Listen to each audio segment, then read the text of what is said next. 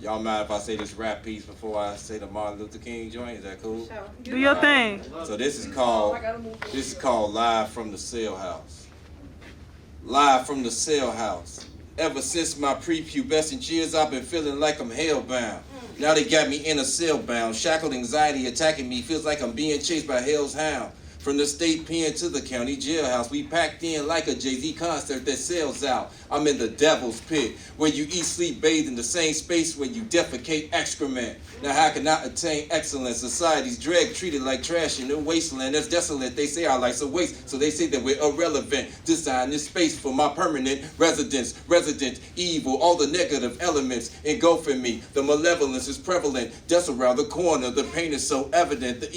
The ether's dancing blacker than Nat King Cole's melanin. We're sick in the head. Healthcare has no medicine. Anger spreads amongst our youth like pestilence. The screams of rage from lost hope here are resonant. Our president was black, but we're forgotten by our presidents. Because our well-being doesn't take precedence. We're castaway, outcast, exiled relatives, black sheep. Ever since they made this land their settlement, swindled and stole it from the Native American. I've been subjugated to blatant, cold-hearted arrogance. The new Jim Crow, more scandalous than it's ever been. Life for me here is perilous. Experiencing psychic trauma like my great-grandparents did. The blood of a slave I carry this deep in my veins, deep like the words from Frederick Douglass's narratives. We the people, that's only rhetoric. I speak from the soul, deep from this hole, exposing America's heritage. Willie Lynchism, these prisons were built to bury us. Warehousing, use us like guinea pigs for experiments. I won't refute that retribution is merited, but does that mean our lives have no purpose?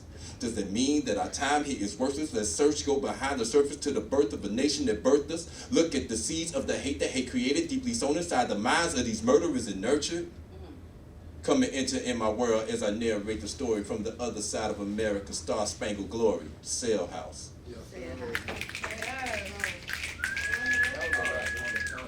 So, let me see. I dreamt that I stood at the balcony of the Lorraine Motel down in Memphis on that dreadful day when they murdered MLK. The blast from the shot rang loudly as the men panicked and pointed at the sight of the horrific plight that had fallen upon their anointing. The scattered remains of his corpus was all I saw, for the bullet burst through his cheek and then it crushed his jaw, and I swear at that very moment, it felt like the earth stopped revolving and time had frozen, for the principalities had stolen the one the ages had chosen to be our black Moses.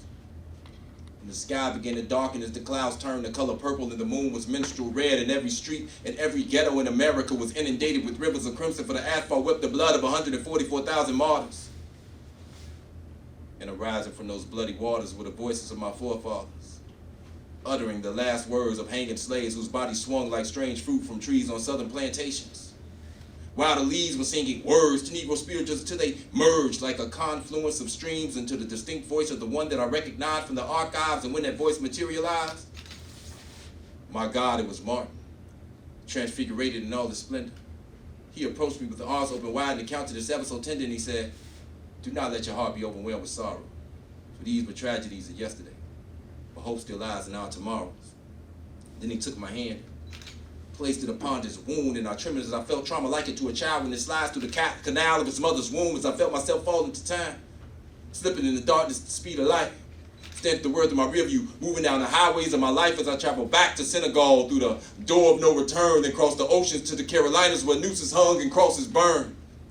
And I witnessed 4 faces of death when the Birmingham church was bombed, and when that smoke finally cleared, I was in the embrace of Martin's arms as I was born by the river, the Mississippi, baptized, water and fire, fire and water, earth and wind. The wind pulled and lifted me up, carried me through the valley of death to the concrete jungles of the murder capital, with it, murder for capital. Widows, D-boys be dealing that boy, having street dreams of riches and glory, but end up filling the prison to morals. That's when I heard the wind say, "Son, we brought you here because we want you to observe the degeneration of these generations, ramification of a dream deferred. This isn't what we envisioned. To march for freedom only to have our sons and daughters fill up these prisons, escaping the plantations just to wind up in chains, having the gains of the movement squandered and sacrifices rendered in vain. Never forget from where you came, because if you do, then the future's lost, for your ancestors paid the cost. Now you too must bear this cross. We all must climb this mountain in order to attain the prize. For a life isn't worth living until one has found a cause for which he is willing to die." That's when I realized the wisdom of all my teachers and the force that infused the voice that orated such impassionate speeches. Then the vision shifted abruptly to the balcony scene, back at that motel in Memphis where they murdered the beloved king. But to my surprise, I looked down to see that the corpse on the floor dormant was no longer Martin. It was me. I want to supply.